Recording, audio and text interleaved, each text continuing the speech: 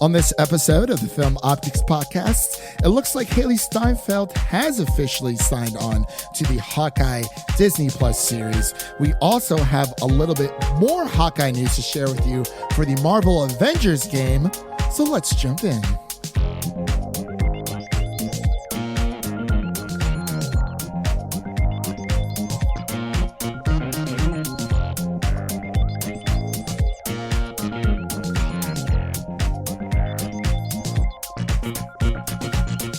Hello, everyone, and welcome back to Film Optix, brought to you by the Drive-In Podcast Network, where we bring you the headline hot takes of entertainment news.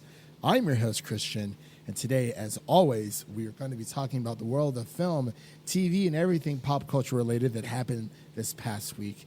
And as always, I'm joined by my good friend and my co-host, Devin.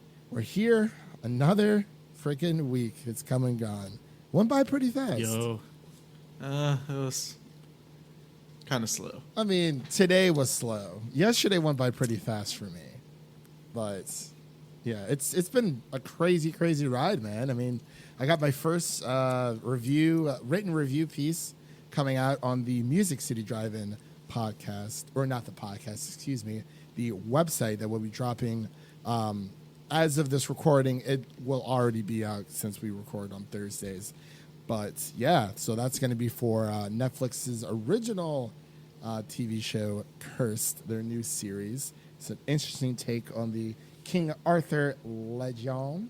So that's pretty cool. And I got accepted into the Music City Film Critics Association. So that is pretty cool. It's exciting stuff. Very, very exciting. I applied a while ago. Maybe I should look into the Windy City Music Movie Association or something. Yeah, I'm pretty. Yeah, they definitely have one. I'm pretty sure like every major city, or at least every major city that I know of has one. I know Cleveland has one as well, but of course I can't join that one because I don't live in Cleveland. So here I am, back in the good old Music City. So that's very, very exciting. But we also got grounded yesterday. That was fun. Yeah, we got grounded, man. How long did your mom ground you for? It was a couple hours. Mine was like at least 2 weeks. I'm not going to be able to come out and play for a while. Damn, grounded, can't play grounded. Yeah, we did check out one of Microsoft's or Xbox's newest games, Grounded. It's essentially a Bug's Life, but with kids. In a way, it's kind of like Honey, I Shrunk the Kids, the video game. It's like survival horror because there's giant spiders. It really does put you in that horror perspective. And there was like an arachnophobia toggle setting because, I mean, when you're that small and spiders look that big, it's like, holy crap. But it impressed us a lot. It's in early access right now for those who have Xbox Game Pass, so there's always that to look forward to. But before we begin today's news topics, you can listen to this podcast on Apple Podcasts, Spotify, Stitcher, Google Play, Red Circle, Pandora, and iHeart, as well as TuneIn. So we got a lot of comic book news to jump into, so let's just jump on in. Do you want to take this first one? I mean, this is the first good news to come out of Corona and quarantine and COVID and social distancing. This is the first thing that Corona caused that is genuinely good news, at least for us. Hailee Steinfeld has officially and finally signed on to become Kate Bishop in Marvel's Hawkeye series. Yeah. We heard, and I think we saw that the only reason this happened is because COVID pushed back the shooting times, and her schedule was able to be freed up a little bit more. So right, because thank you, Corona, I guess. Well, she did. Hailee did say that that season 2 of Dickinson it has wrapped up. So I'm assuming they're in the editing process as of now. But yeah, this is actually one. I would have to agree. Definitely the best news that we've heard. The story comes from the Illuminati. I know that technically no Marvel or any of the bigger sites have not confirmed this, but as of right now, we do have two pretty good sources obviously the Illuminati, and we have MCU Cosmic or Mantabite on Twitter. Forgot his real name. The Marvel super fan guy. Jeremy Conrad. Jeremy Conrad. So he normally will never, push out news unless he knows he has some type of insight that it's true. And no, Hailee Steinfeld herself has not commented on it as well, but they might just be keeping it under wraps. We've had issues like this. Well, not issues like this, but news sources like this in the past where, someone leaks out the information and then maybe like a week later or something like that, they come out and say, it's true. So I know some people are waiting on official confirmation from, the head honchos themselves, which is understandable. But I think for now, it's safe to say that it is at least 95% true. Yes, and this podcast is very pro Steinfeld. Yes, so we are. We're happy. And we're very pro telling the truth. We don't want to give out any false information. I check out that bogus story about Emilia Clarke might be playing as Zatanna in an HBO series, which would be awesome. Yeah. But I'm like, I don't even know where that came from. I actually unfollowed the Cultured Nerd because of that. So yeah, they got shit on for that. yes, they did. And I was like, where did this even come from? Very, very odd. But yes, we will see Hailee Steinfeld. Hopefully, everything is pointing towards that way. Young Avenger, baby. Yeah, Young Avengers. That's another thing. There's a lot of Hawkeye news today. We'll get into the other Hawkeye news later on in the gaming section. He always stays relevant somehow. Yeah, he does. It would be really awesome to see like a Green Arrow Hawkeye crossover. But yeah, he's staying relevant, just same as Scarlett Johansson doesn't really necessarily have to stay relevant in order to be popular because it's Scarlett Johansson. But making a movie with Florence Pugh isn't a bad move either. So yeah, anything else you wanted to touch on that before we just move on to this other odd news that I found? The inevitable. The inevitable. The Old Guard sequel seems to be inevitable. We did a review about this about 2 weeks ago. I want to say, about 2 weeks ago. This does come from Deadline. Looks like the Old Guard sequel seems inevitable, but looks like more of Charlize Theron's Netflix franchises might not be coming right away. This did come from like Comic-Con at Home that happened this past weekend.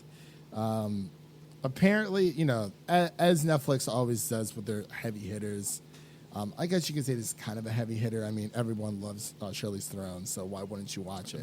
We'll never get the legitimate numbers on any of their stuff. So. No, we won't, because it's weird. Like, prior to, I think what now counts as a view, they have to only watch about... It's like 12 seconds or something. Yeah, and I was actually talking about this on Jared Buckendall's channel. Go ahead and check out his YouTube channel, by the way. Great comedy reviewer guy. He's hysterical. Like, everything that guy, like, pretty much pumps out, there's some kind of humor to it, and that's what I appreciate. But I was talking to him and a few others... And, they were saying, by logic that, since we saw, almost 2 minutes of New Mutants, that technically counts as us watching the movie. Yeah. I'm like, that doesn't make any sense. Like, 12 seconds? I feel like it needs to be at least 70% of the movie, which is what I think it used to be prior to. But what do I know? You got anything else you wanted to touch on with this? Well, I'll let you take this next news story here because I know we're both very excited for this. But yeah. Umbrella Academy season 2 tomorrow. As in, well, technically it will be out now. As of recording, it's not out, but this comes out on Friday, so it's out, kind of. So yeah, I know I'll be binging it. You'll be tomorrow. Oh, you're binging it tomorrow? I'll see how far. Yeah, I get, yeah. Definitely gonna start. Well, yeah. We'll see if we can. If we can review it this Sunday, That'd be great. But yeah, I'll probably have to end up binging it the entire weekend, or at least do 5 and 5. I mean, tomorrow. I'd say it's the second best superhero TV show we got going right now. Oh, The Boys. Yeah. I agree. I love. I mean, I want to go back and rewatch season 1 of Umbrella Academy, but I'll probably do that after I watch season 2. So yeah, keep a lookout for. We'll probably review it this Sunday. It just depends on how far we both get. If not, we'll figure something out, or we just want to have a review. So I don't know. Yeah. So this next bit of news here, Marvel's Hellstrom has a trailer and a release date. This is the new superhero show that is coming to Hulu, and there's no Marvel Studios attached to this whatsoever. No MCU attachment at all. No, you will not. Nothing. No logo. Yeah, nothing. You will not find a Disney or Marvel logo on this bad boy whatsoever. But the trailer looks interesting. I'll definitely give it a go. I would like for us to review it now that we have that nice. I have the nice little Hulu press, so we can kind of pump that out and just kind of show them that we care. show Hulu that we care and that we actually watch their content, which we do. It's it's coming out, so. Yeah, it looks interesting enough. We don't really know too much about it, so I guess we'll just have to wait and see. I think it comes out in October of this year, so not too far off, but a little bit farther down the road. You want to take this next news story? Yeah, speaking of The Boys, we got another Amazon comic book superhero type TV show here. It looks like it's becoming a Walking Dead reunion.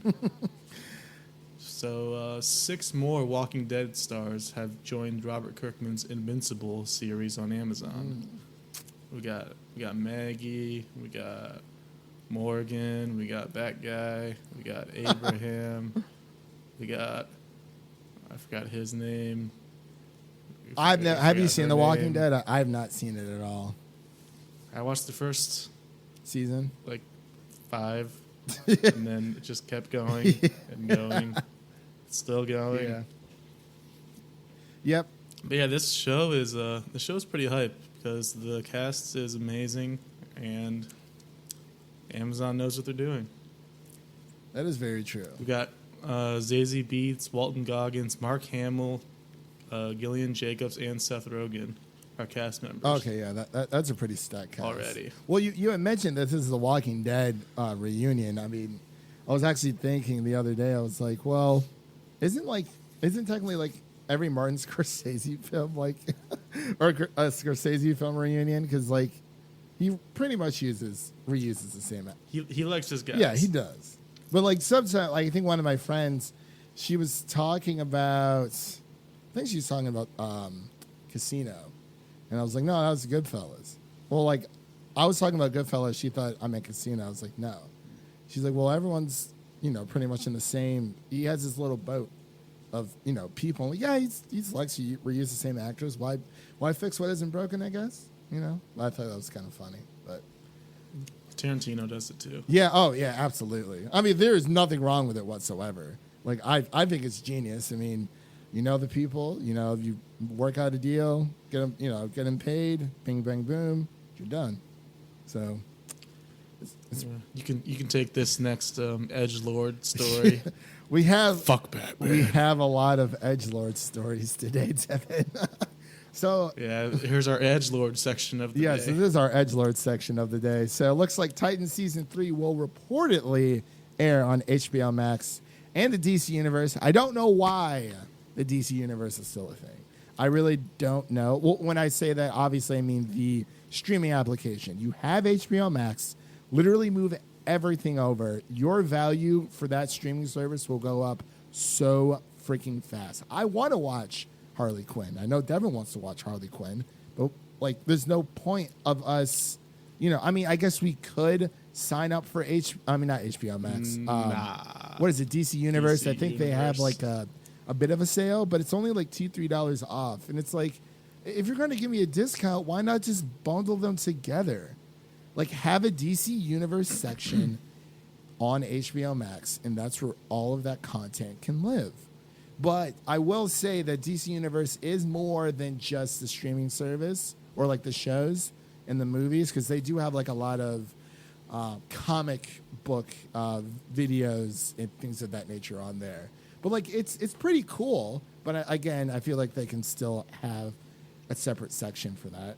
But I mean, or if you're going to, release in a DC Universe, at least if you're going to keep DC Universe, at least for the non-streaming section, at least release everything on HBO Max as well. But I feel like that's a little bit confusing for people. But yeah, Titans season 3. I haven't started Titans at all. It just doesn't really look that interesting to me. I hear it's okay. I hear there's really good episodes, but I feel like the bad outweighs the good. So there's that. But moving on to our next, our Zack Snyder, the Edgelord King himself, Zack Snyder Edgelord comics. During Justice Con, which happened this past week, a lot of fans were very excited that he was going to be joining the event. He said that his version of the Snyder Cut will not use any of Josh Whedon's footage for his Justice League. He quotes this quote, man. I can't do it. He quotes, "Why be so dramatic?" Yeah, it's just like, just say, no, we're not going to use any of the other footage. But you have to take it a step further and go, I destroy the movie before I use a single frame that I didn't photograph. That is that's a fucking hard fact. I blow the fucking thing up. Oh, you're so cool, Zach. Yeah, blow it up. I mean, I get what he's saying. Like, yes. No, Josh Whedon will not be a part of this at all. But I feel like he went a tad too far. Like, that is just... I mean, you're passionate. I get it. And everyone's like, oh, yeah, he's been working on it. Working on the Snyder Cut like every single day. I'm like, okay, so do a lot of other directors and, producers. So what? But, yeah, it's just a bit of a... Yeah. I like some of his movies. Don't get me wrong. I like Man of Steel. Not too crazy about BVS, obviously, and, of course, Justice League. So I feel like the trilogy that he has made has essentially failed at this point. I don't think the Snyder Cut's going to be leagues better than the original cut of the... It's going to be bad, but it doesn't matter because people have already made up their mind. Yeah, well, there was that the film yeah, theory the film theory video. Perfectly. Well, yeah, like they've created this thing in their mind where it's like, there's no way this can fail. There's no way this can fail. And even if it's objectively bad and, the reviews come out and the feedback is overall negative, they'll still convince... Well, and when I say they, I mean like the hardcore DC fandom people who made this into a problem. Not talking about the DC fans who are like, yeah, I genuinely want to see a new cut of this film. The ones, who actually, I should say, donated towards the charitable cause for suicide prevention. But like the edgelord, toxic fans out there, those are the ones that we're essentially talking about. Not every single, fan. I hate grouping them together because it's not like that. But yeah, I don't think it's going to be leaks better. I mean, it'll be better than whatever Josh Whedon put out. But I don't think it's going to be on the same level as like the first Avengers, because that's what I would compare it to. I can't compare it to Endgame because that's like the fourth installment of, a way bigger universe for, the Avengers movies, obviously. But he did say, he actually revealed as well a new clip of Superman, a black suit Superman for the new cut of Justice League. And he also told us that I guess we'll know if the Snyder Cut will be a movie or a miniseries at DC Fandom. I wanted to ask you really quick, Devin, if like, would you rather it be a movie or would you rather it come out as a miniseries? They're gonna do a miniseries to get as much money out of it as possible. So when you say if they do a miniseries, they can split it up into 6 separate episodes, so that way it goes on for more than a month, and you have to buy HBO Max for more than just 1 month and then stop. that is actually that is a very good idea. Like business wise, absolutely. But do you think that they would actually do that? Do you think they're just going to give it to everyone all at once? I think they will. They don't want people to just get 1 month and then watch And then it and never then cancel. Yeah. You know what? That is a good that is a good point. I'm kind of on the fence myself because I feel like, fans have waited this long. It's either like aside it being a movie, because I mean a 4-hour movie would be cool, but like I feel like I can only handle Zack Snyder's like films in like short doses. I think I would rather have a miniseries. And honestly, I think it coming out week to week would help, especially with content creators. I mean, yeah, we can gush about it for like an entire week and a half, maybe 2, and then just move on with our lives because we still don't know if this is coming out on Blu-ray. If it is, I mean, I probably will buy it just to replace the Josh Whedon cut that I already have. But like, I mean, when I bought it like a year after it came out, so I got it for like $10. I think it was during Black Friday Thanksgiving sale or something like that. So it wasn't really much of an investment for me. I know you didn't like the movie. I mean, I checked it out just to check it out, but I was like, yeah, it just wasn't really feeling it myself. But yeah, I want to say like, yeah, it'll be a movie, or if it is a miniseries, they pump it out all at once. But business-wise, money-wise, because of course, they're going to capitalize on this. They're going to want that sweet green from everyone. I think the nerd in me is like, oh, like they'll do it for the fans and blah blah blah. It'll be out as a movie or all out as a miniseries. But like the logical side, it's like they'll probably just do a week by week. So yeah, that's a good question. I wanted to kind of get that out in the open, but it looks like the current runtime for that, really quick before we move on to our last bit of comic book news, is he said it's to be over 214 minutes. So over 3.5 hours. Yeah. Yep. I mean, if it is a miniseries, it needs to be paced like a miniseries. And apparently, it may not be called Zack Snyder's Justice League. I think there might be some kind of legal jargon or, issues with that. So I guess he's going to reveal that then as well. Like, honestly, now I'm like, I don't know why you can't just, like, tell us now. I mean, if you're already mentioning it. Like, you know what I mean? Like, if you're going to mention it, you might as well just tell us. But, I mean, I guess they want to keep some excitement for DC fandom. They got to talk about something. Yeah, or just, show us a trailer so we can, like, move on from this entire thing. And hopefully we don't get the Air cut release because it just... I'm too afraid it's setting a precedent for too much stuff because it's like, I mean, you can go back within the past 10, 15 years and all these, directors, well, that wasn't really, like, my true cut. Let's fund money for the actual cut, my original vision. I feel like this is a special case, but yeah. Did you want to take this last bit of news before we get into the... I know you're excited. I am excited for this one. Did you want to take this one really quick? I mean, I've been talking. We got a new Batman animated movie here. Batman: Death in the Family trailer was released, and apparently there's an interactive twist where you can decide whether Jason Todd lives or dies. Sounds like a video game. Didn't they do that in the comics? They had people like write mail it. in Yeah, votes. the original Jason Todd's Fate. Yes, they did have people mail in their vote in their decisions that way. And Back when they couldn't just vote online. yeah. How are we going to reach out to the was so fans? much harder. I don't know. Imagine American Idol before the internet, my God. writing in every week. Man, oh man, I can't even imagine. I can't. I honestly can't. But yeah, it looks interesting. It seems like it's more of a prequel to Under the Red Hood, which essentially covers the same story of Jason Todd, getting killed by the Joker, and then coming back as the Red Hood. But this definitely looks like a prequel because Under the Red Hood starts off as soon, and if you haven't seen it, this is spoilers. The movie's been out for like 10 years, so if you haven't, It was also the storyline in the latest Arkham game. yeah.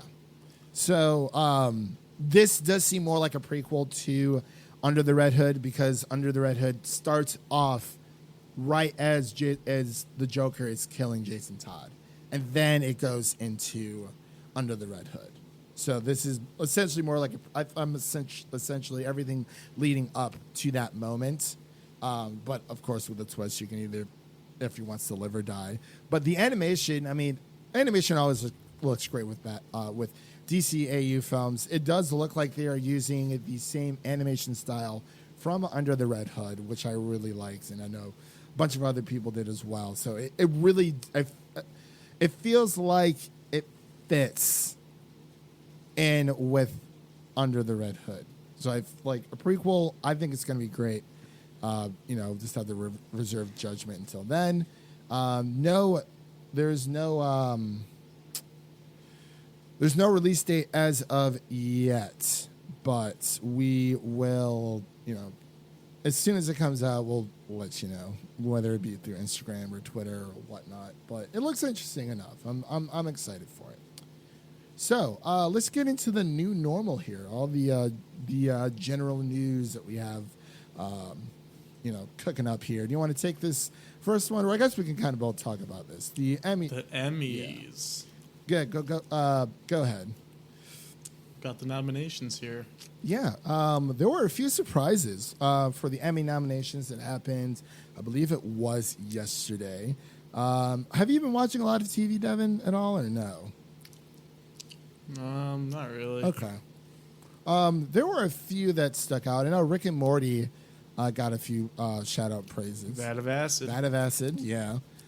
We also have, oh my gosh, a few of the limited series. This is just a few that I wanted to point out. We have Unbelievable that stars Toni Collette and Caitlin Dever, and I forgot the other lady's name. She was also in Marriage Story. I'm blanking on her name. The other cop. I'm blanking on her name right now. But we also have Watchmen that was nominated as well. The 26 nominations. Yeah, 26. I'm telling you, Devin, like you need to watch this show. It is very good. It is very good. I don't even have HBO currently. I thought. Wait, I thought you had it on your smart TV. I just canceled it like last month. Oh. Nothing to watch right now. Oh, there's some.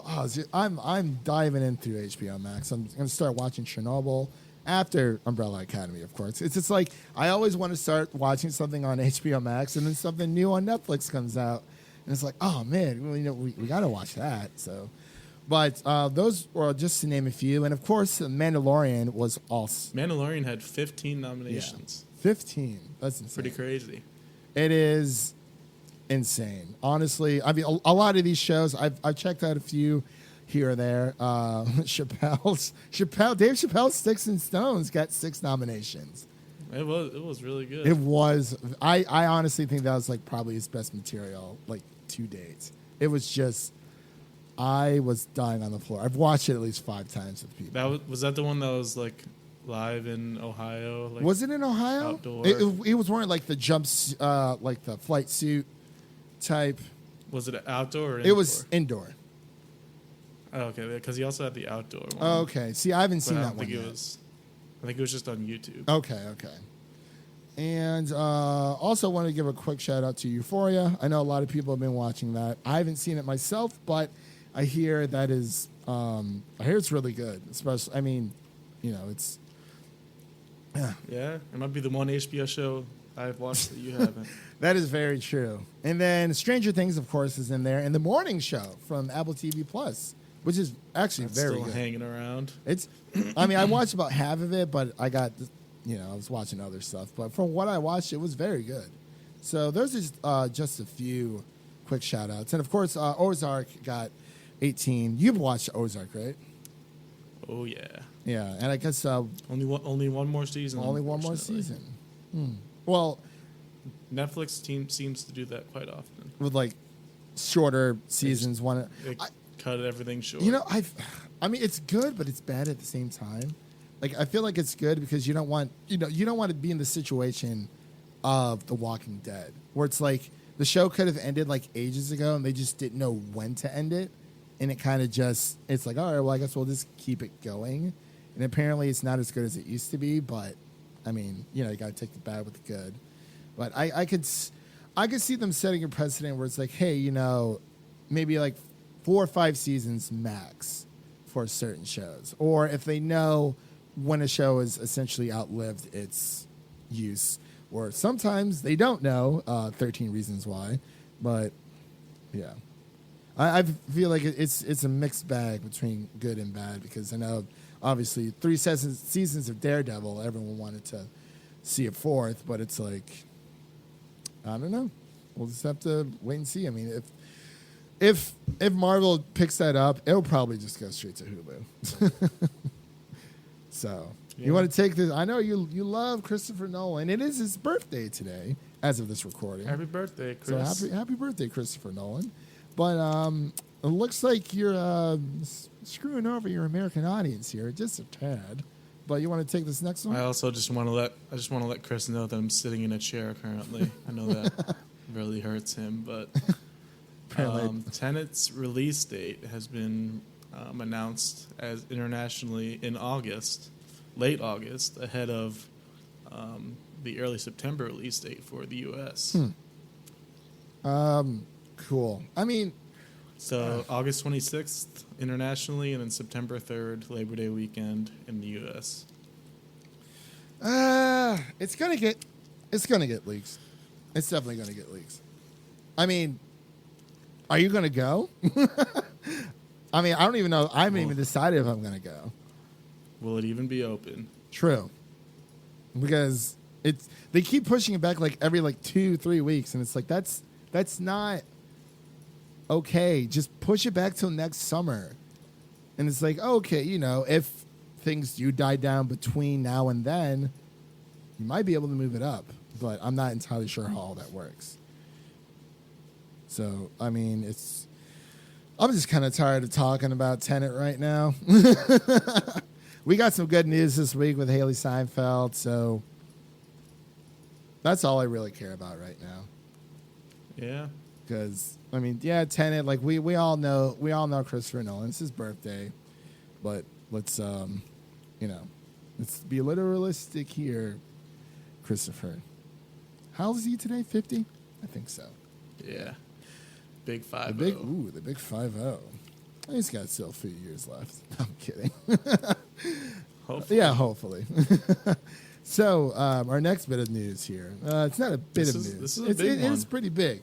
We got some update on the Universal and AMC debacle, the quarrel. The quarrel snake. Good word. It looks like AMC and AMC Theaters have made peace about their Universal movie releases. It looks like there's going to be a theatrical window. It has to be in theaters for at least for 17 days with the option, remember that, for VOD later on, or premium VOD. So premium VOD, for those of you who don't know really quick, is when you are essentially renting the movie to watch at home. So kind of how King of Staten Island did, where it was like, what, $24. You rent it for like a 48-hour period, and then after that period's up, you don't have access to it anymore. But I wanted to get your thoughts on this really quick, Devin. I know this is a huge win for Universal. This is like, I was pretty shocked when I saw this, like, because originally the rule was, I think it was 75 days they had to stay in theaters before 69. going to VOD. But to get that down to 17, that is That's pretty huge for them. It is huge for Universal. I don't know what this spells out for the theaters because it's very. I mean, within so 17 days is like a week and a half, a 2 and a half weeks. So, and we all know at least the first 2 weeks are the most important for, the box office when it comes to the movie theaters. But, I mean, it did say with the option for POV. So if Universal wants to exercise that, it seems that they can if they will. That doesn't mean that, it's only going to show in theaters for 17 days and then be gone. I believe it's from what I've read, it sounds like it will run simultaneously after that 17 days. So I think this could kill smaller movies, what they can get in the box office. Oh yeah, indie titles, absolutely. I mean, anyone at home can just be like, "Oh, I'll just wait 2 weeks. I'm good." But and that's the thing I was saying a few weeks ago. It's like, would you rather just see the bigger movies in a theater setting? Like, if we were going to go see The Hunt, do I really want to go see The Hunt in a movie theater? Not really. But at the same time, it's like, because there are some indie films that are really, really good. And it's like, I mean, I saw Waves and my indie theater here. They weren't showing it at AMC at all. I mean, I don't really like my indie theater all that much. I've said this before. The seats are just not comfortable. I'm essentially sitting in a high school auditorium watching a movie. And we all know how close those seats are together for each other. And a big guy like me, it's just not going to work. We're big burly men, or whatever the hell you want to say. But I'm like, it's cool, first 2 weeks are very important, but I just wonder what this is going to spell out for future movies. I mean, this is only for Universal. So, I mean, they do have some really good properties. It's just, we'll have to wait and see, I guess. I don't know. I'm sure Universal will definitely exercise that right as soon as that 17th day comes. They're going to release it on VOD. Bond? Huh? Bonds? James Bond? James Bonds. Get Out, Fast, Furious, Jurassic World. I mean, I would as much as I don't like Jurassic World, I would definitely rather see that in theaters than on the small screen at home. So we'll just have to keep an eye out for that one. So, you want to take this next bit of news? Yeah, the writer of John Wick, Derek Kolstad, is staying busy. He's got to deal with Netflix here for a Splinter Cell anime series. It's interesting. Everyone thought Splinter Cell was dead, but when was the last? It's back in TV form. When was the last Splinter Cell game you played? I've never played one. Played one a little bit ago, but I can't remember which one it was. I remember Blacklist, but that was ages ago. I'm surprised they haven't tried to bring it back yet in game form. Yeah, I mean they've had other Tom Clancy type properties through Ubisoft, but looks like Ubisoft is working on Valhalla coming out soon for Assassin's Creed. But I mean, I'm all for it. Animated series, the John Wick director. Yes, please. I'm all there. So our next bit of news is not much of a movie news, but I feel like it does affect consumers. Looks like Target is to close stores on Thanksgiving Day. They said this year isn't the year for crowds. Sounded like a obviously. Yeah. So and this does obviously tie in with COVID and Target, Best Buy, a lot of these big chains they like to have, and Walmart, they like to have they like to have sales on movies a lot. It's normally when I buy majority of my movies during the year.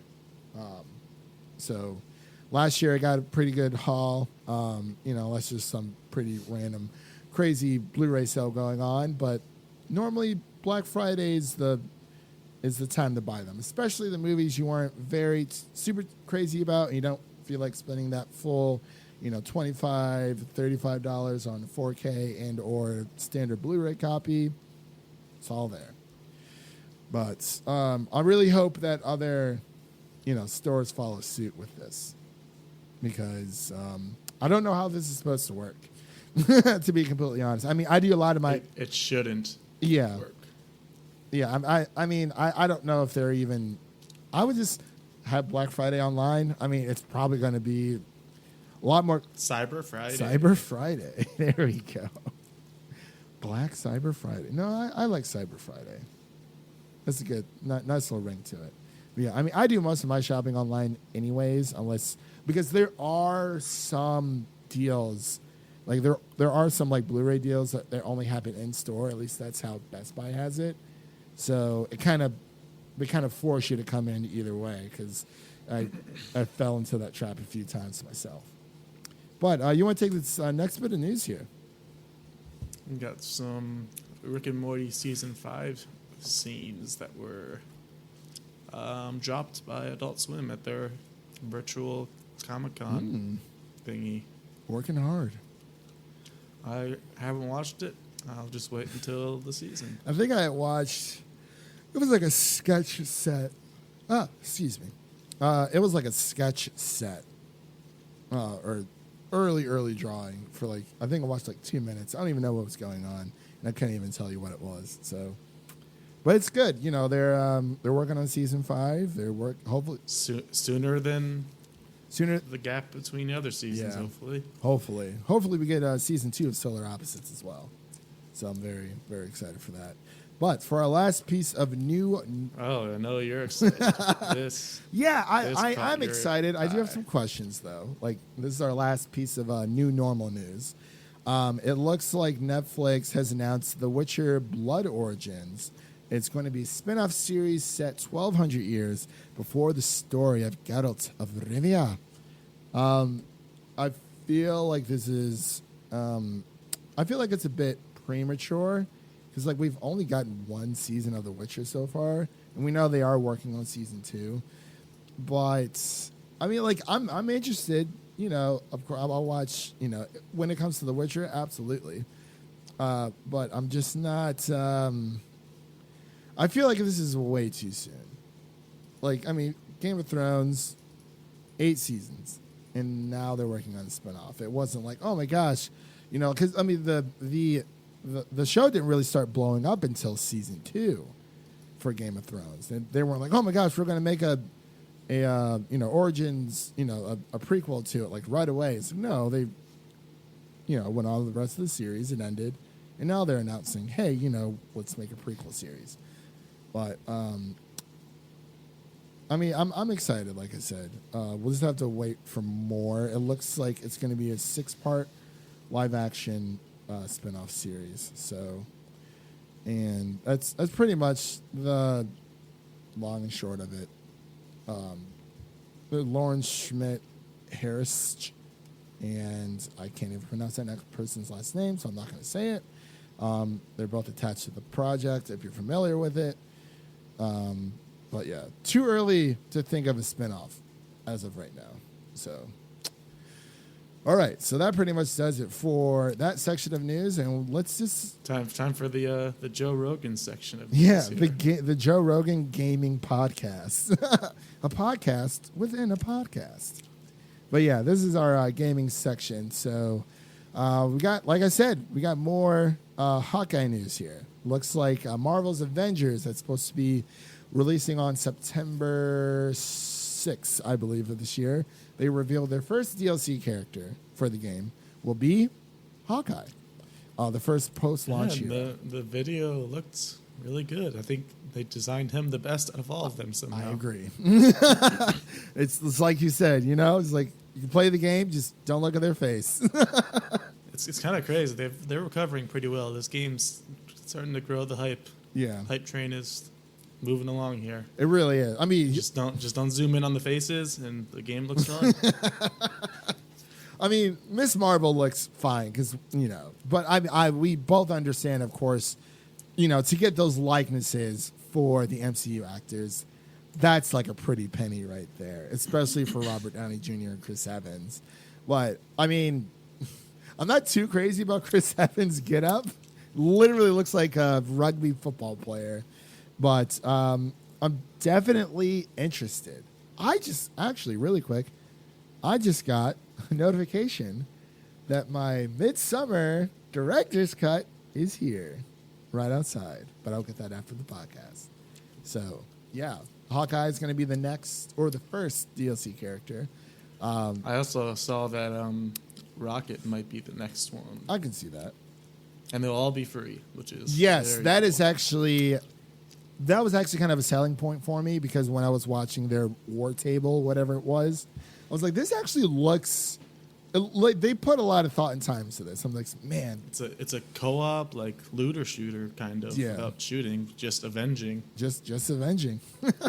So yeah, we might have to pick it up on PC and start playing. Do a little stream on Twitch or something like that. Well, you can only be Black Widow. I can only. All right, you can only. We all know no one wants to be Black Widow. That face. I'm just. And those abilities of just having a pistol. I mean, I'm sure they'll give her more gadgets to work with in the game, so it looks like. But it looks like the character customization for the game is actually it goes pretty deep. So, but I'm really glad that all the DLC will be free for this game. Same with Overwatch, and that's a really big selling point for a lot of these types of games. So, all right, you want to take this next bit of news we have lined up? Our buddy Gabe Newell, Big Gabe, the Valve co-founder, billionaire Gabe Newell, Who hasn't made was on Half-Life a 3. weird. He was on a weird Australian talk show and said that he thinks the Xbox Series X is better than the PS5. Yeah, We should probably preface this by saying that he was a former Microsoft employee. Yeah. He worked on the Excel team, and that's how he made his fortune originally. So he might be a little biased. Yeah, for sure. And when he says by better, I want to know, does he mean spec-wise? Because, I mean, as we've seen with the Xbox Series X, I mean, that's a powerful piece of hardware there. But, I would never discredit Sony for that because I have a PlayStation 4 myself. I'm not going to be buying an Xbox Series X just because I can buy their games on PC, which I think is great. We both do. So on specs, like when it comes to specs, there's what's on paper and then what's executed. And we'll just have to wait and see, to be completely honest. Wait for people to actually get their hands on both of these consoles. I see so many articles and everything out there. They're like, oh, well, there was like this random survey that this company did for like people in the UK. It was around 3,000 people, and majority of the people said, based off what they've seen and heard from Xbox and PlayStation, they prefer PlayStation 5. It's like, well, of course, and that's totally fine. PlayStation 4 was the lead lead console for this current generation, so it's only natural that a lot of people would flow over to the PlayStation 5, especially what they have lined up. Everybody loves Spider-Man. That's a huge seller right there. So, and I was like, and someone tweeted like, oh, it looks like the PlayStation 5 is going to be the lead marketer. It's like, I'm not saying that, Xbox is going to come out of nowhere and like, oh my God, they're going to sell all these consoles, because that's not their strategy anymore. We talked about this on our Xbox Game Pass or Xbox Showcase podcast. That's not Microsoft's strategy. Their strategy isn't to move as much hardware. It's all about the software, because that's really where the money is, to be completely honest. And won't really get too much into that. But do you have any thoughts about this? Anything else before we move on here? No, we got some BR news. Yeah, we got some BR, some Battle Royale news here. It looks like a Halo developer replied to the Battle Royale query for Halo Infinite that it's supposed to be dropping with the Xbox Series X day and day. We still don't know the release date as of yet, but they did quote by saying the only BR we're interested in is the battle rifle. Got him. Got him. So, yeah, I thought that was a perfect response. A lot of people were saying, oh, a new day and age Halo, will they have Battle Royale? It is a valid question, but no. Not looking like it at all. Not necessary. This next bit of news, I think it is kind of necessary depending on what they end up pricing this as. So it looks like this is to be confirmed, even though there is evidence within the magazine itself. Looks like Spider-Man Miles Morales may be bundled with a remastered version of Marvel's Spider-Man for the PlayStation 5. So earlier during the PlayStation event that they had, we'll just have to, oh my gosh, this is not letting me do anything.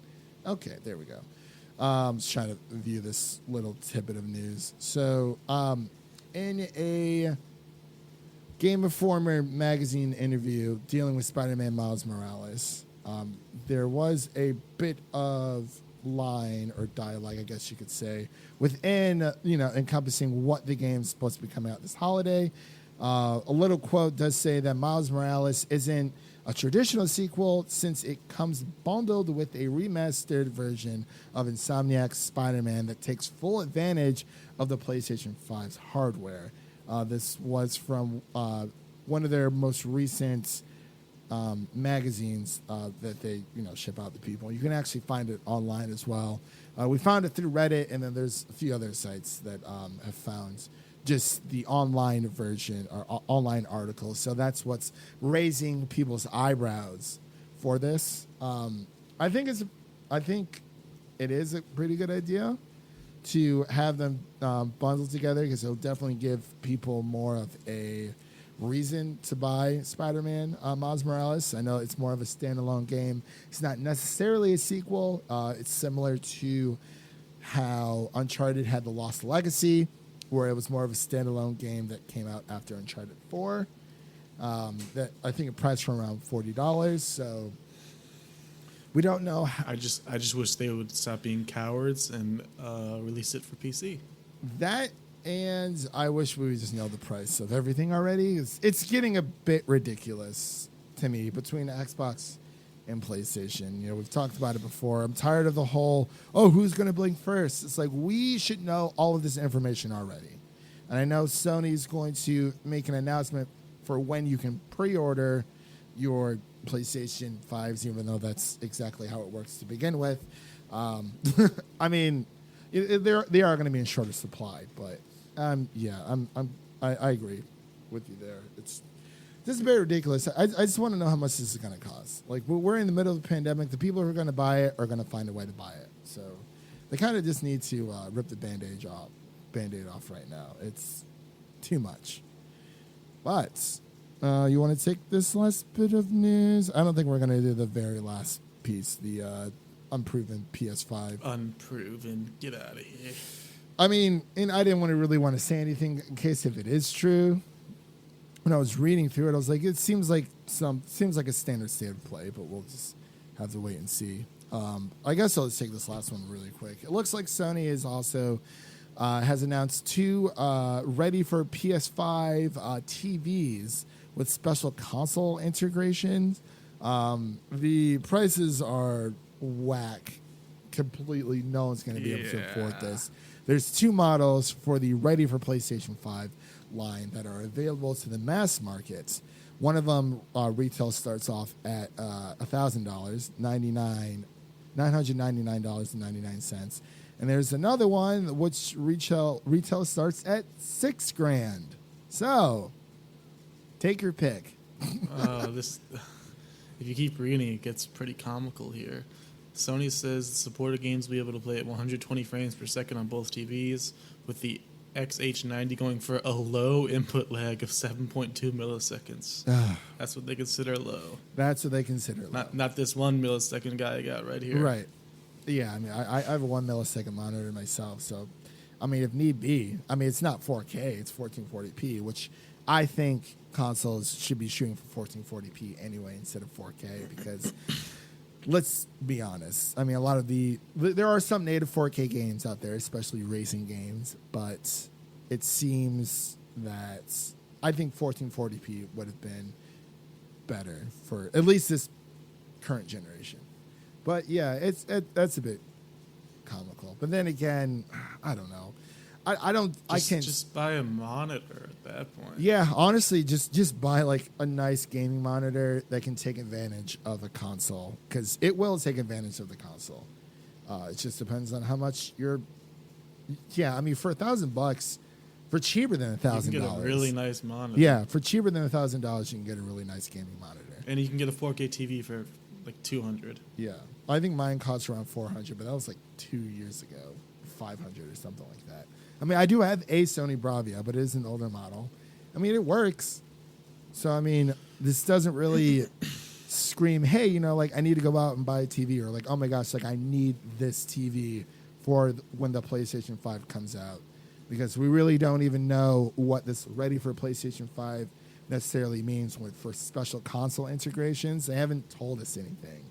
So it's like, why even come out with this type of news? Now, if they come out with a more affordable model, I understand, yes, you can't, like, I'm sure either one of us could buy that $1,000 TV right now. But, like, logically, it just doesn't make sense, like, at all to do. So, if there's more of an affordable, like, TV out there, then yeah, like around like the $500-$600 range, sure. With a decent size, I would say at least 50 inches.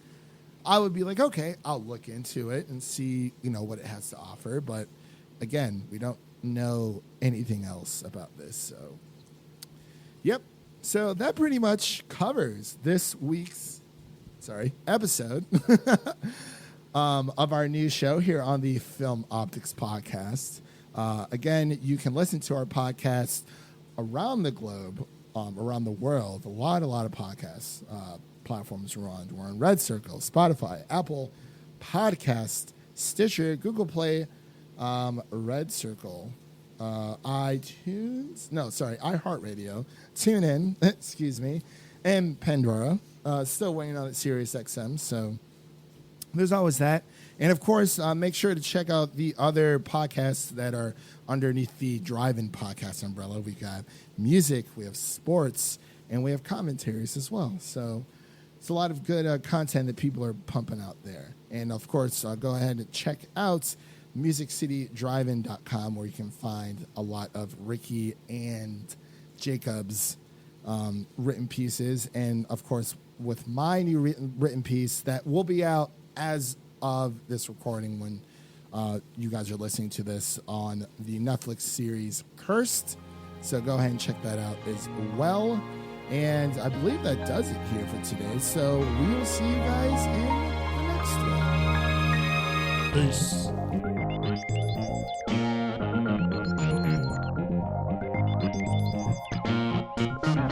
one. Peace.